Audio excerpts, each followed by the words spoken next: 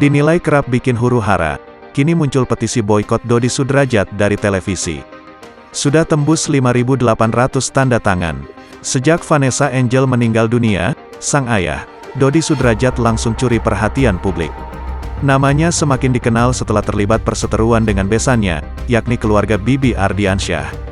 Hal itu berkaitan dengan harta warisan peninggalan sang anak, hingga perebutan hak asuh cucunya, Gala Sky Ardiansyah.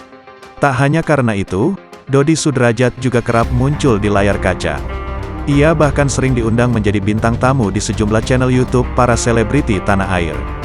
Meski begitu, rupanya kemunculan Dodi Sudrajat tak mendapatkan respon baik dari warganet.